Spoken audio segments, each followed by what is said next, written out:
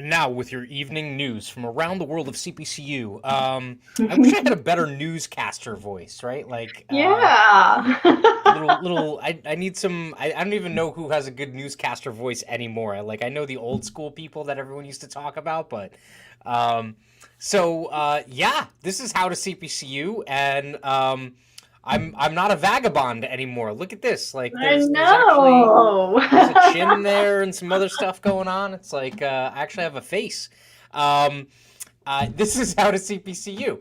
I am Matt. This is Heather. We are put on by volunteers of the CPCU Society, and we are talking all things CPCU Society. So we were talking about programs, different offerings, value proposition that the society brings forward, and more importantly, why you should be involved in the CPCU Society. So, as usual, like, comment, subscribe, share, hit the notification bell, retweet, get this back out there so that as many people in the insurance industry can see it, so they can check out what we're doing and what we're all about. So we have this is an interesting show. We're doing kind of like a news segment within the society and kind of what's going on. So I think the first thing I get to share is we get to collectively pat ourselves on the back here, or at least thank the folks that are at the society, because if I scroll down, this is the June 1st email that went out to the full membership.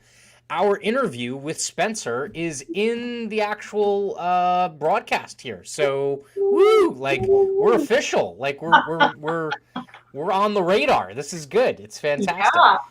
Yeah. Um, so yeah, if anyone has not checked out that interview, I would definitely tell you to go check it out. It was absolutely fantastic. Spencer is our brandy spanking new executive director, and he's got an awesome backstory and some awesome plans for the society going forward. And we got to learn that he's a cool dude. He's not like a megalomaniac or anything like that. He didn't bring his whip with him or anything. He's just here to kind of like take care of business, which is fantastic. So that was an awesome interview. So, and great props from the society to push that out there for us. So, Yeah. obviously, we'll take whatever publicity we can get. Wait, what was the line from The Wolf of Wall Street? There's nothing like Uh, there's no bad there's publicity. no bad publicity. That's what it is. Yeah. Well, this is definitely good publicity, so hopefully Yeah. we don't end up on the bad side. But yeah, so that was fantastic. So something else that we've mentioned in the past has been the shared events calendar that is Mhm. up, and I'm just really quickly rearranging tabs here, so hopefully I can get it up. So it's just a Google Calendar, so it doesn't look great. I mean, it's not like all flashy and everything like that. But what does get included in here is a lot of the chapters feed folks in the New Jersey chapter their events and things like that, and they get put up on the calendar so that if you want to participate, you can. So the two big ones, if you see every Friday, the happy hour is on there, which is fantastic. And then the two big ones that are coming up here in June that we have are, I believe, Connecticut has a annual golf tourney that they have coming up on the 14th. So if you're going to be in the Connecticut area and you like to play golf, definitely check that out and take part in that event, because I've heard it's extremely fun. They usually have a decent turnout, and golf has been one of those things that hasn't really been affected as much during COVID and things like that. So I think they're pretty much ready to roll with that event, so you don't have to worry about too many hiccups. And then this other one, you had actually shared with me, Heather, so I'll let you kind of like take the lead with this, but we have another IG Roadshow coming up on the 15th, correct? Yeah, that is going to be a fantastic panel discussion around allyship, and just like people's people's misunderstanding of what allyship really means when you're working with various groups of people, and the Yep. people that you interact with. And we've got Dwayne Eason, Sherry McFadden, Aaron Segrest, and then Wetland Douglas Wetland is moderating that panel. So tune in. That one is going to be absolutely fantastic. Really good, candid conversation around, DE and I topics. And shout out to Wetland, because Wetland's been.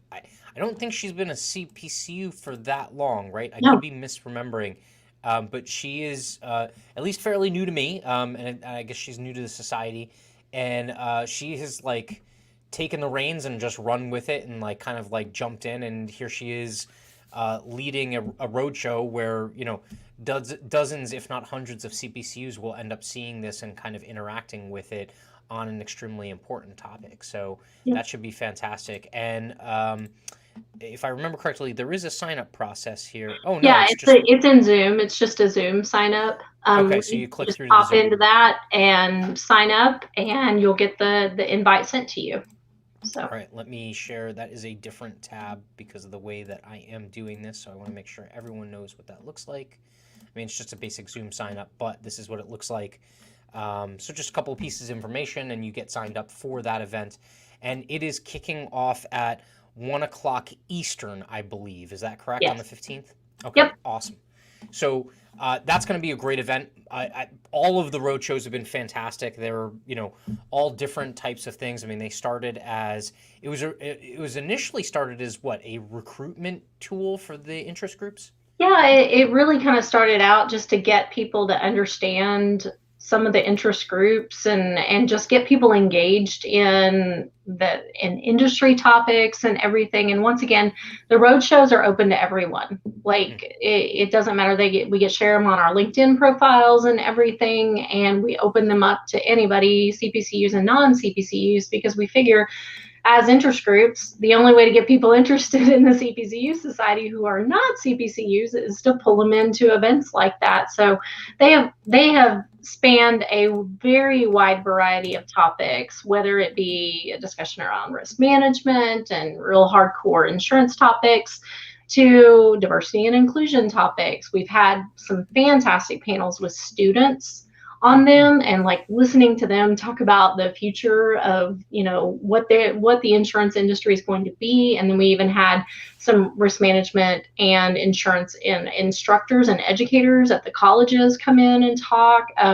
Just a really great solid program that has continued and just blossomed through the whole virtual experience with COVID. So Yeah, definitely. And it was something that realistically we should have or could have been doing pre-COVID, oh yeah. and it's just COVID kind of I guess I almost want to say like remove the excuse, right? Like remove the excuse from not doing it, or for not doing it. But Yeah, it was kind of so crazy. It was almost like it disrupted us, but it made us accelerate. yes, Like it just forced us in this place where this is what you have to do to survive, yeah, and accelerated our ability to be able to reach much broader audiences out of the society and out of the interest groups and out of our chapters as well. Probably some of the biggest things that I learned through COVID was you can disrupt people, but that tends to accelerate them. yes, yeah. It definitely. I think the other phrase that might apply is like iron sharpens iron, right? Like Mm-hmm. it's people within the organization that once kind of like things start to not necessarily fall apart, but there's some stress that gets involved in the situation. Some folks step up and it might be tough, but sometimes they just kind of like throw stuff on their back and they're like, we're headed this way, which is fantastic. Yeah. I did share the link for the shared calendar in the comments on the 3 outlets that we're streaming to. So that is available to anyone, if you're live or if you watch the recorded version of this, just check the comments and you can get the link to that shared calendar. And like I said, we'll be updating it. It's a little like July and August are kind of a dead zone because vacations and things like that, and then it starts to liven up again in September. But you could definitely check in because I know that there's a number of chapters that still continue to do things throughout the summer. So there Yeah. will be things added to the calendar.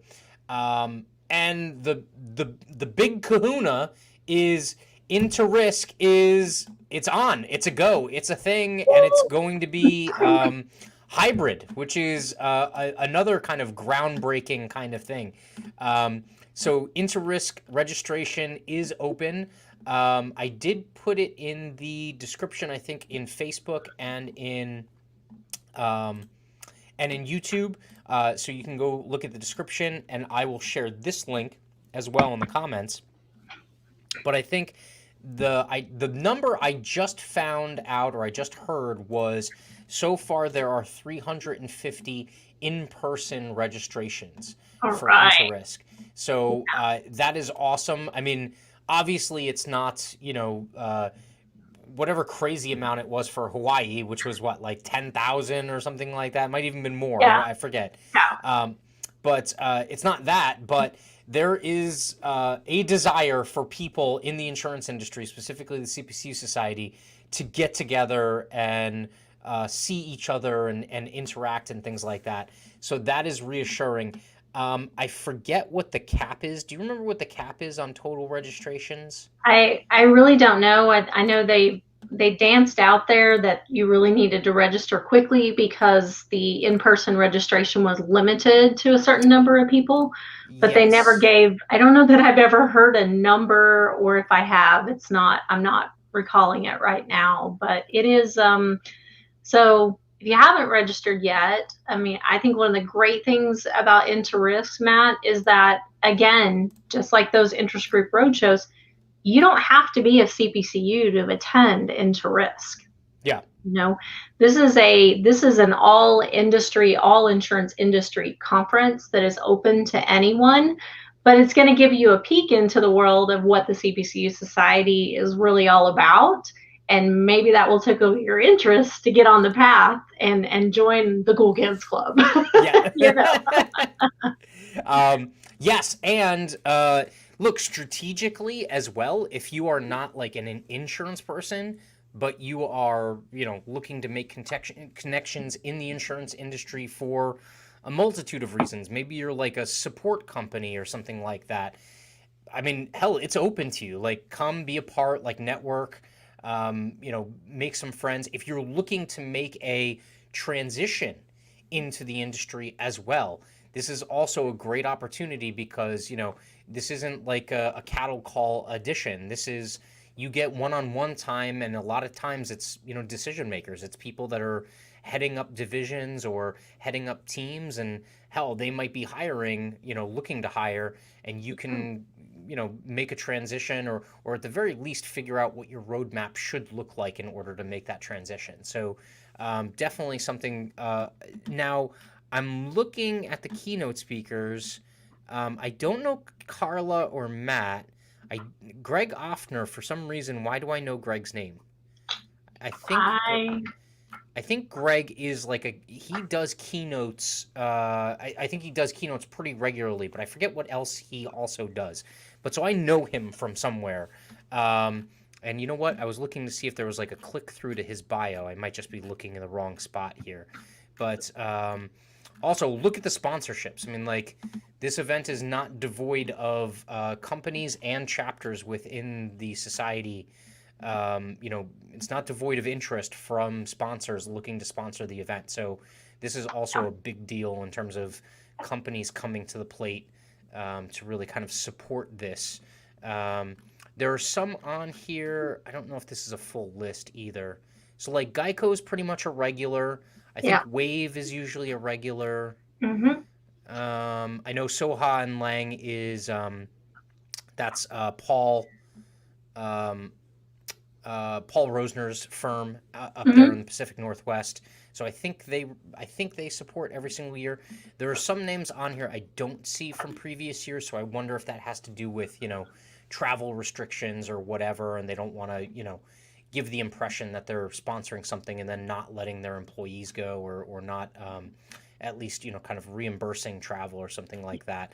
But again, it is early too, so I think they're still accepting, and it looks like they're still accepting sponsors as well. So that could Yep. change. But yeah, 105 days. It is in Orlando. How happy are you about that, Heather? Is that going to be something that you relish, the location? Well, we missed Orlando a few years ago Yep. because What some hurricane was it? was it Michael, I forget. or I can't remember what hurricane it was, but Yeah. there was a hurricane barreling up the coast of Florida, and they decided, out of an abundance of caution, which was smart because Orlando did experience some effects from that storm, And then also, it's probably not the greatest idea that a bunch of insurance professionals are hanging out in a town where there's a hurricane going Yeah.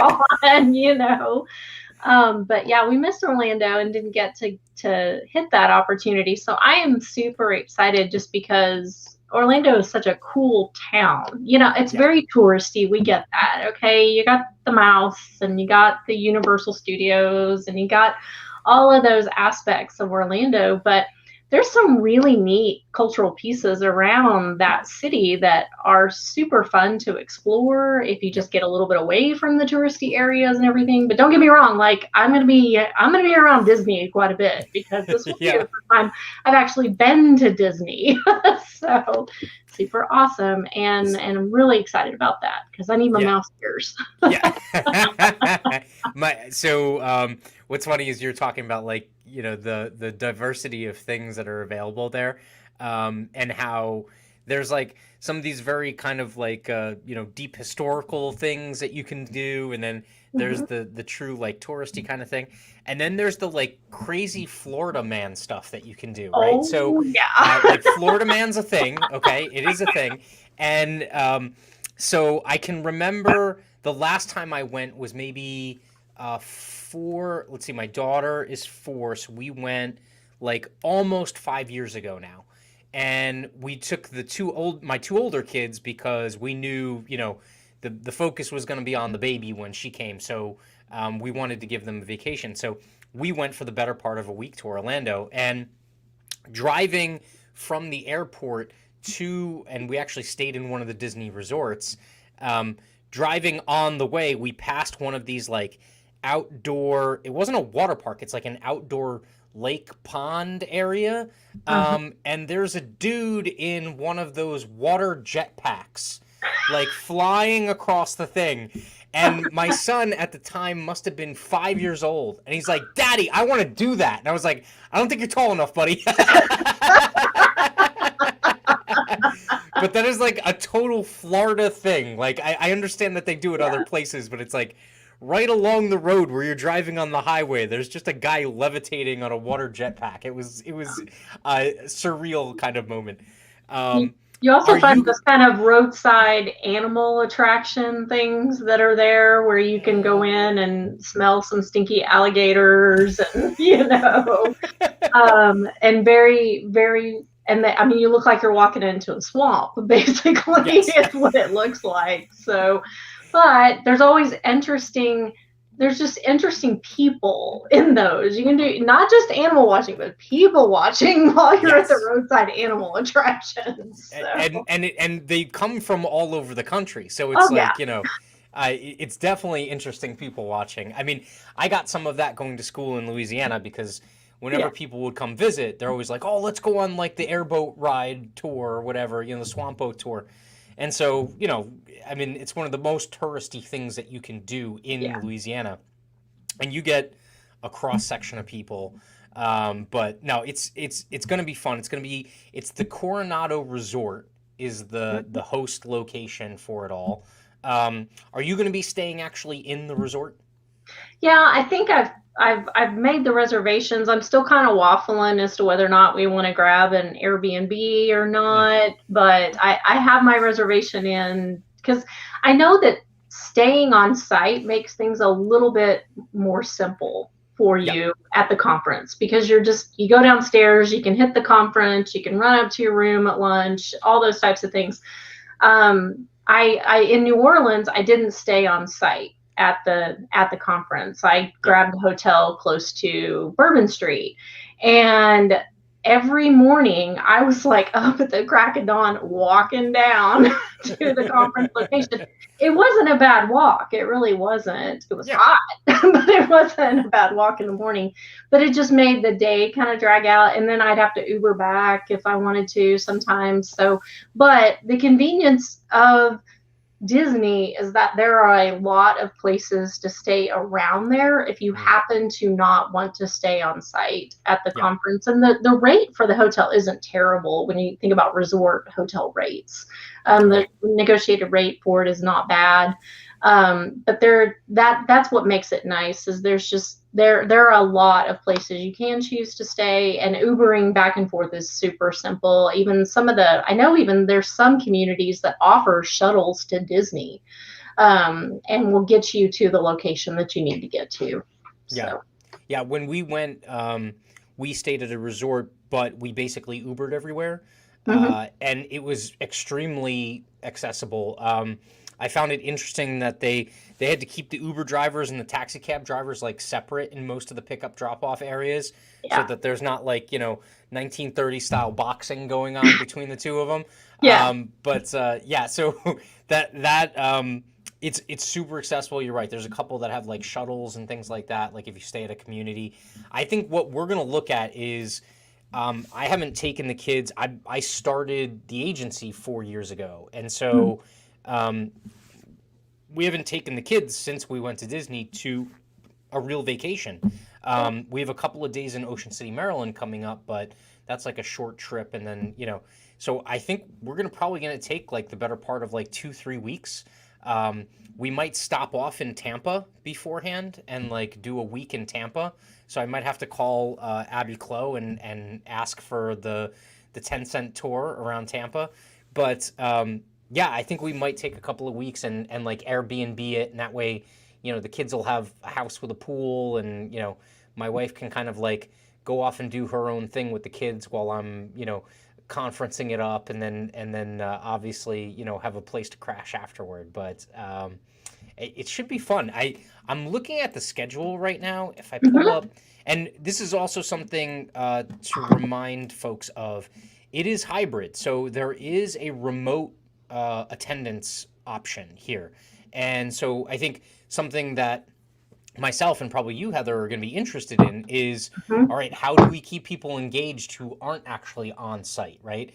I think Yeah. there's going to be a euphoria for people that are showing up to this thing in person, but there's also going to be a huge host of people that will be attending remotely. And if I pull up the agenda, so there's an in person and an online.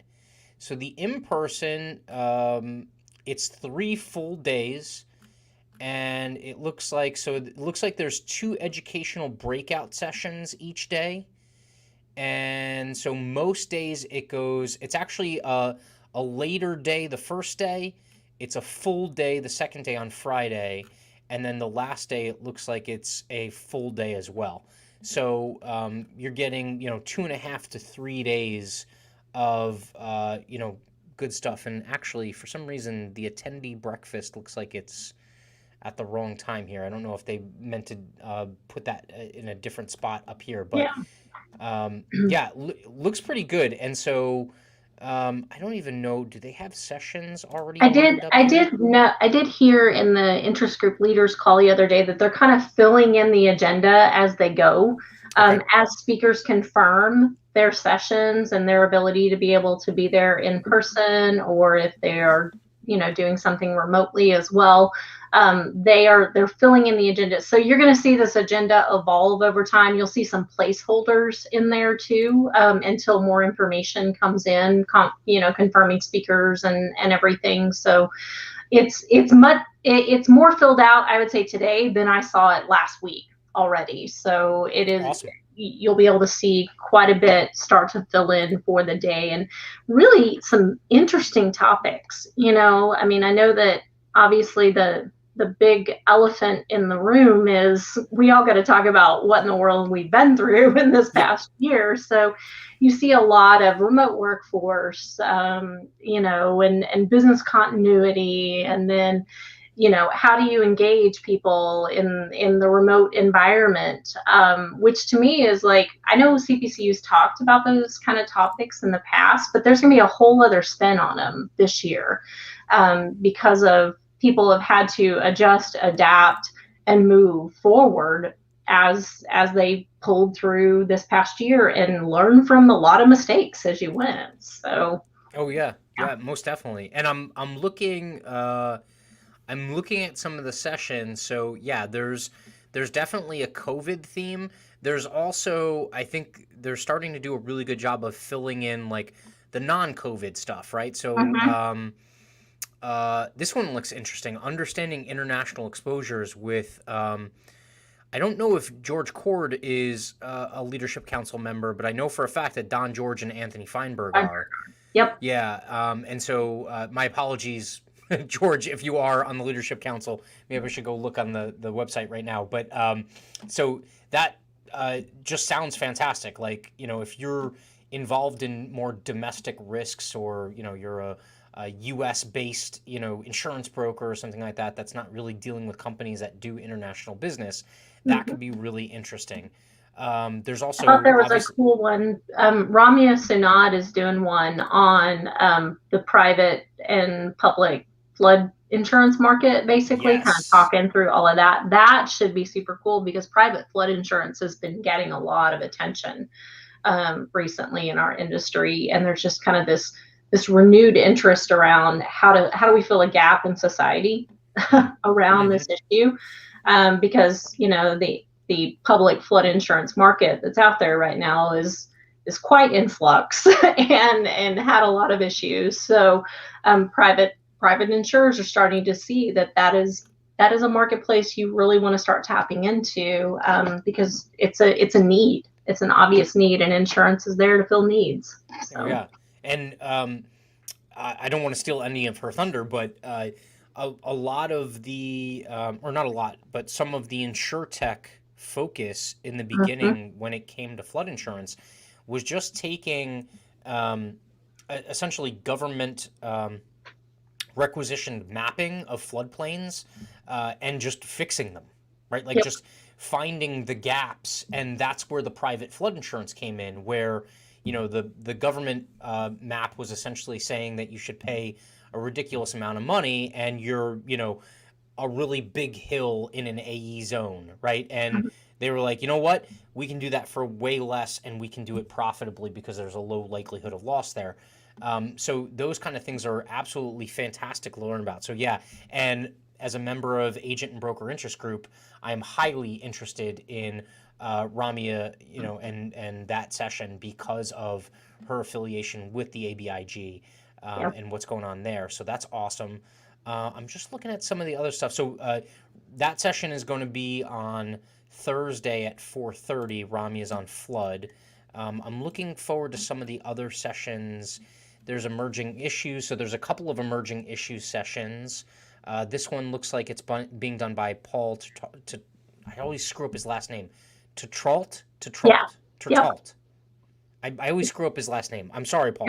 But this one focuses mostly on regulation. So obviously emerging issues is a big deal in terms of insurance coverage, but it's also a big deal in terms of, what are the minimums, right? Like what qualifications go into actually being able to offer that insurance, filing rates and things like that. So that should be one that's pretty interesting. And then Paul is the one who runs, or he's one of the senior leaders over at is that the Insurance Institute? The Insurance Library. Insurance Library. Yeah, yes, the Insurance Library. Yep, that's awesome. So I know his sessions are usually really packed full of awesome information.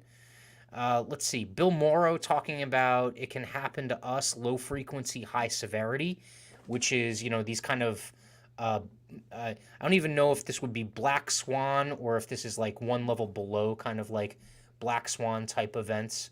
And that's being done through the underwriting interest group. Let's see, what else we got?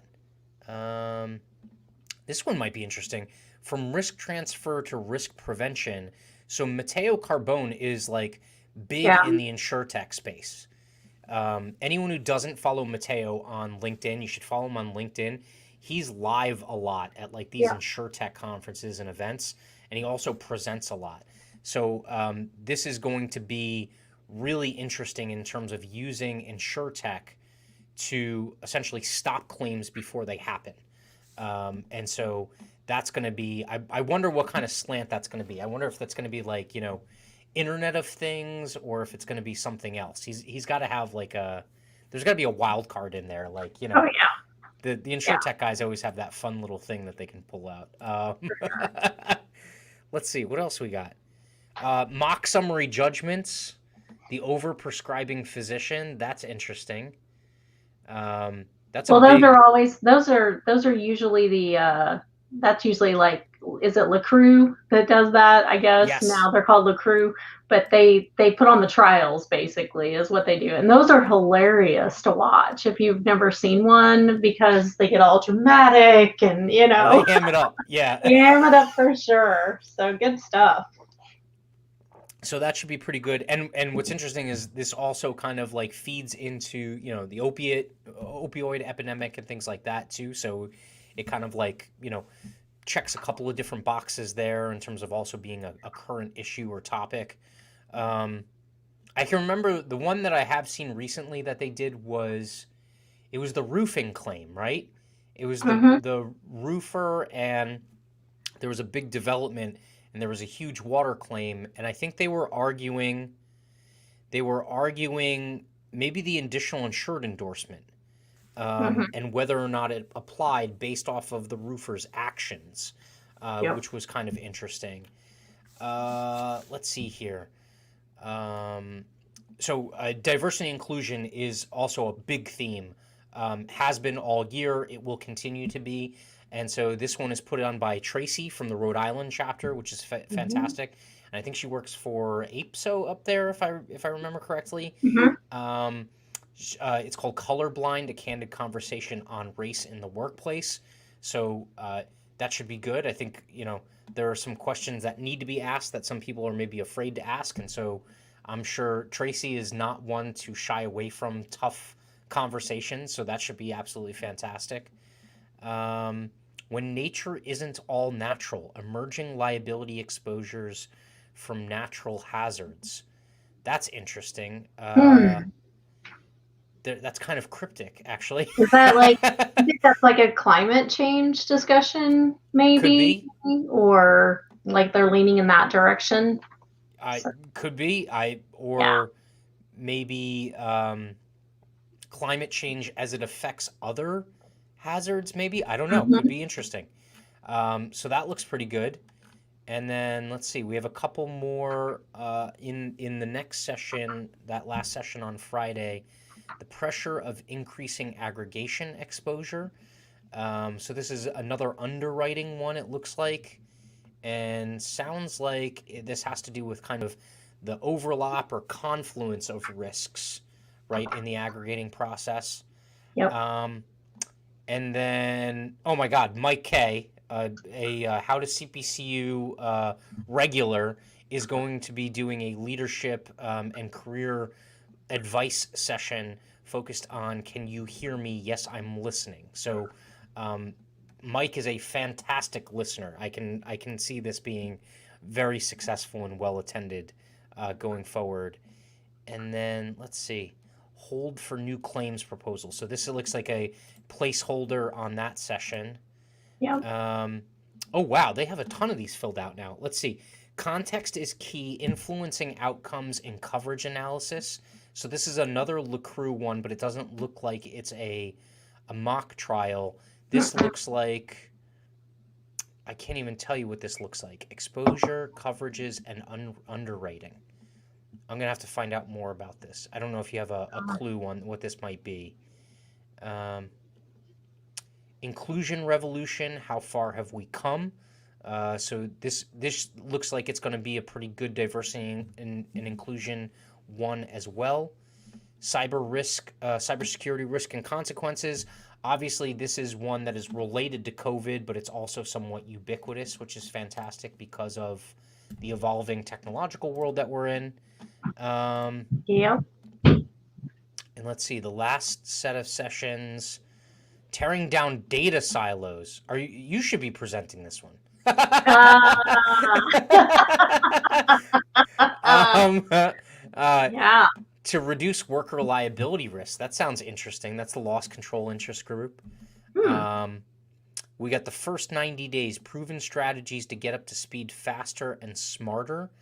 And this has to do with leadership and career development. So sounds almost like what employee onboarding is that what we're going to be talking Yeah, about? it could be, or like your first 90 days as a leader, you know, Oh, that could if be. you're a leader in an organization. So it's yeah, I would say they're probably leaning in that direction. That's awesome. And then uh, let's see, from art to science, the future of underwriting. Mm, Um, that sounds like it's going to be pretty interesting. I don't know who Ari Chester is. mm-mm. I don't know if I've met Ari before, but that looks like an absolutely fantastic agenda, and it looks like they still have a couple more slots to be filled on there. Now, let me look at the online schedule and see, is it the same or is it different? So let's see. Online, looks like they have some work to do here in terms of Yeah, what's it's still being like a filled lot out. of to be determined for that. So let's see. They do have a conversation cafe slot open, which that was Mhm. extremely successful when we had the fully digital IN2RISK last year. Yeah, I know a lot of people loved those breakout, conversation cafe sessions. Um, so it looks like the opening sessions and things like that line up. So I would assume there's going to be a live feed from like the opening and general sessions that gets piped into the folks that are attending online, which is cool. I wonder if they're going to have some functionality as far as like, being able to take questions or something like that from, the online audience. Um, yeah. Now it looks like the breakout sessions, right now they have something that just says recording session to be determined. So I wonder if they're going to have a recorded version of those sessions, and that's what the folks online or are going to take part in, or if there's going to be something else that kind of slots in there. Um, so this, what's interesting? So we should actually try and get someone from the society who's kind of like on the inside, who has the know in terms of how this stuff is going to play out, and really try and pick their brain about this and see Yeah. what it's going to be like. Yeah, I think Um, it would be great. I had heard originally that they were planning on doing like some maybe either live stream or like recording the sessions that were at the conference and then broadcasting them into the hmm. virtual environment. But I really don't, I haven't heard more that they were moving in that direction or not right now. So, Okay. oh, Awesome. good works project. Awesome. Yes, yep. So there is a Good Works project that is going to be in conjunction with this, which is always, that kind of give back component that we're always kind of working on, Hmm. in that community involvement. So let's see. It's going to be sponsored by Wave, teaming up to make dreams come true, giving back to our communities and those less fortunate. Sponsor partner, we've selected Give Kids the World Village as the beneficiary of the 2021 Good Works project. Hmm. Um, and I'm not sure. There's a video here. I don't know if it'll play through very easily, but it looks like they're going to be supporting this organization. Let's see if this actually clicks through. I have to change the tab. Hold on. Great production value, Matt. Here we go. All There right. we go. Give Kids the World Village. I guess this gets kids to Disney. Is that where it takes them, or it takes them at least on kind of like fun trips and things like that? Yeah, my Um, guess. Hit that about us button, I bet you, up there if you can, and that'll probably tell us what they do. Rated 4 stars by Charity Navigator, Give Kids the World Village is an 89-acre whimsical nonprofit resort in Kissimmee Hmm. that provides week-long, cost-free wish vacations to critically ill children and their families from around the world who want to visit Central Florida. That's amazing. Yeah. Um, since 1986, Give Kids the World Village has welcomed more than 176,000 families from all 50 states and 76 countries. The village is made possible by the support of generous donors and community partners, as well as thousands of passionate volunteers who donate their time and talent, making wishes come true. That's fantastic. I love that. Yeah. That Yeah, I'm is just curious if they'll have like sometimes they have a project day, or like you can sign up to be part of the Good Works project I wonder. I didn't see event, anything listed like and that. they've done of different things. Yeah. Yeah, I'm assuming there'll probably be something associated with that, unless it's just going to be purely virtual. And be really cool to record a video to send to those kids and just say, "Hey, here's all these insurance nerds who really care about you." Yes.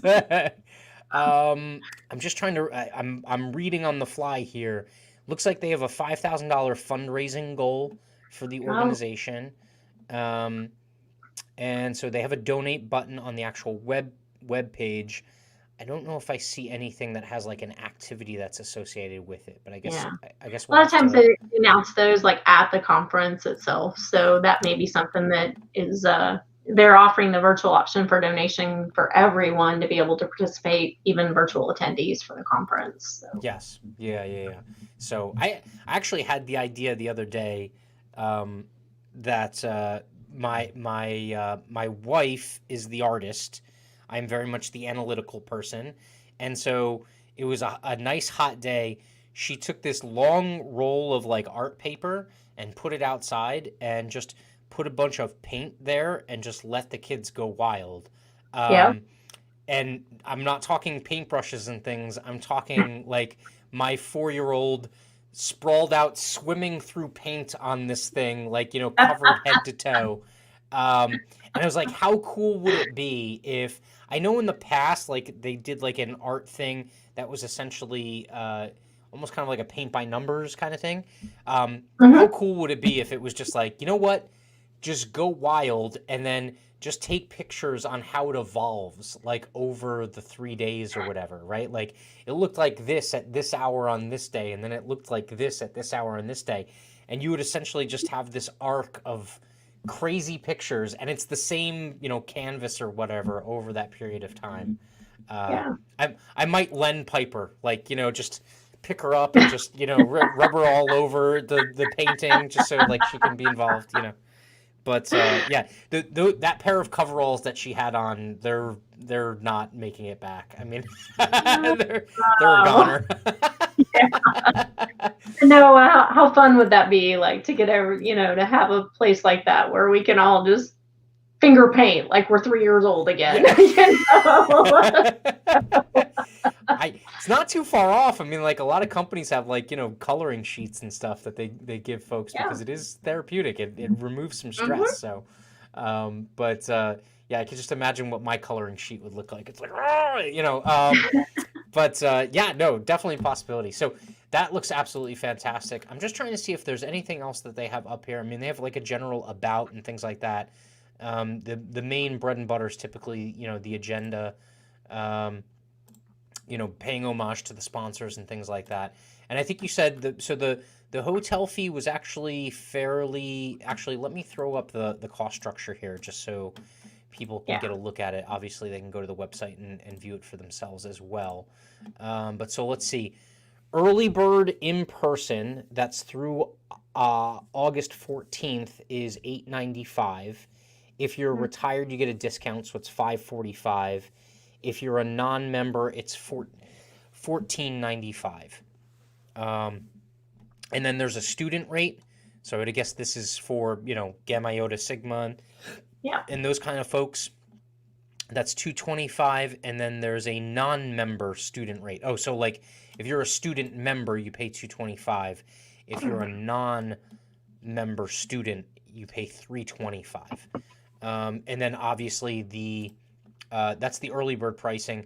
The fees jump after August 14th. And by the way, there is limited number of tickets for in person. So also remember that. And like I said, we have about 350 already that are signed up. And then Yep. the online, let's see, members, it's 325 for the online. And I forget, do you remember how much it was last year for the online? Mm, was it like 225 or 250 or somewhere in that range was the number? Because I know that our chapter was able to sponsor a lot of people to go to that, in lieu of like sending 4 or 5 people to the conference itself. Yeah, So I forget what the exact price was, but last year also you had like early bird for Yeah. the online versus like, if you did it like the week before. And Yeah. so, but whatever it was last year was pretty comparable. I'm pretty sure I remember, and it was worth it. Like it Yeah. was worth every single penny. So if all they do is just run a parallel conference and that's like the same as it was last year, it is worth every single penny of that 325. And then again, if you're a retired member, you get a discount. Non-members, it's 595. And then here's a huge one.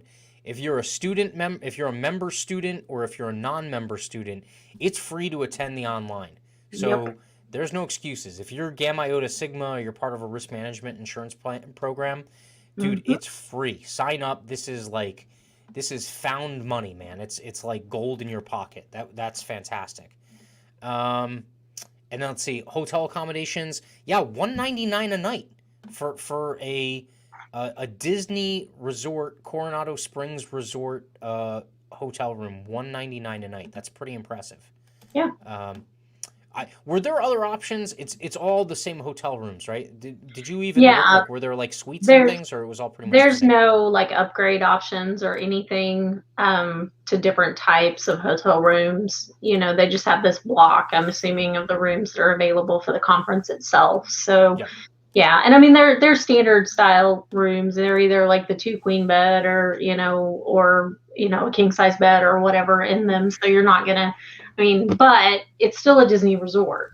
Yeah. You're still on Disney property, which gives you easy access to be able to do anything on Yeah. Disney. So If you're spending that much time in the hotel room, you don't get the plan. You know, like you don't understand how this is supposed to work. Let's see. Mary Commerce said 250. What did I ask I'm again? Did I assuming say? it's probably the virtual cost from last year. Oh I, I, yes, yeah, remember, I yeah, was trying to remember that figure, but it was like I think it was 250 last yeah. year. So. And at 250, it was a steal. This year, it is just Hmm. the same. It is comparable and it is well worth the money. You're not going to find a virtual conference around too many places that for 325 is going to give you what you're going to get comparable to this. So yeah, no, all around, I think it sounds fantastic. I can't wait to get there. Um, what's the first thing you're going to do when you get there? Like, I mean, Oh, I don't know. I mean, like it's been a while since I've been to Orlando, so I'm adjust to the humidity first of all. Is the first thing yeah. I do. And then just get out and explore a little bit because I am coming in a day early prior to the conference. And trying to get a flight as early as possible, so I'm there before noon, and so I'll have a half a day to be able to go around and kind of figure out what we want to do. Yeah. But I say it's probably going to end up being Epcot, because From your lips to God's ears. I mean, you're in the group chat, so I oh, think Amy Waninger already said that she has her tickets and reservations to drink around the world, if I remember. oh yeah, Sorry if I'm outing you, Amy, but yeah. uh, let me see. I'm trying to see if she picked a day yet, but yeah, there will be. I'm sure there will be many a person that goes to Epcot to make the rounds as far as the different bars that are available there and things like that. Yeah. And like I said on I think I told you, maybe it was on last week's broadcast or maybe after we shut down. Precious has a very interesting story to tell about Epcot. Yep. So maybe if anyone's in Orlando and they buy her a couple of drinks, she might tell them. It is also somewhat traumatic for her, so definitely buy her a couple of drinks before you ask. Yeah. But yeah, so that's one thing. So you're more an Epcot person, or are there other things that you're looking to go see? Well, we're gonna hit Star Wars because that's the cool place to be. And then I know that we had chatted about like the Avatar world that they built and Yes, Animal Kingdom. Kingdom and everything. So that's definitely something that we're gonna be heading up. Magic Kingdom, you gotta go there just because it's Magic Kingdom. You gotta get the Yes. picture in front of the castle and all of that. But probably won't spend a ton of time there, so I don't have little ones running around anymore. So, but and we do like, we like crazy roller coaster kind of rides. So we're probably going to end up at the tower, the Hollywood Tower of Tower of Terror, Terror, Tower of yes. Terror, or whatever. We'll probably end up on that at some point. But yeah, I've been checking in with a few of the regular Disney people that I know to say, okay, how do I plan this? September's a good time to be there, from what I have heard from them, because the crowd level goes down. Obviously, crowds are still controlled inside of Disney right now, just for numbers of people being in the parks, but the crowd level does tend to wane off because school started back, and you've got a little bit more free reign to do some things. But yeah, we're staying a few extra days after the conference too, to hang out and kind of check everything out and enjoy some time there, and just kind of making a whole big fun vacation of it too as well. But packing in a great conference at the same time. So Yes. Yeah, yeah. yeah. It's definitely I definitely want to make the days the conference is happening all about the conference. Yeah. So if there are like group activities and things like that, and it's with people who are in attendance at the conference, Mm-hmm. I'm all for it. Like, let's go, let's network in a fun environment and stuff like that. Um, Definitely the family stuff. I mean, my wife's gonna have to fly solo for 3 days because that's I'm going to be at the conference and kind of focusing on that. And I would tell folks that I think the lesson learned from Hawaii was like take extra time, like plan a couple extra days either before or after, and don't play hooky. Like Yeah. go to the conference for those 3 days, get every last squeeze of juice out of that orange, so to speak, and then have your fun outside of the conference time. Yeah. Your family fun or whatever, because it is so worth it. It's so worth it. Now, the last thing hopefully this isn't like a black cloud to end on. Um, I have a concern that like the magic, like I'm wondering if the magic from New Orleans was diffused by us missing, the in-person conference in the middle, right? Like, so it's been 2 years removed from New Orleans. I'm wondering if that magic is still going to be there or if it's going to be something different than it was. I think it'll be a little different. This conference will probably end up being a little bit smaller, but that a lot of times can really generate the energy, and Mm. the fact that everyone has become so connected virtually in this past year. I Yep. think everybody's just like chomping at the bit to get to a place where we can, if you're comfortable, give everybody a big hug. If Yeah. not, bump some elbows or whatever.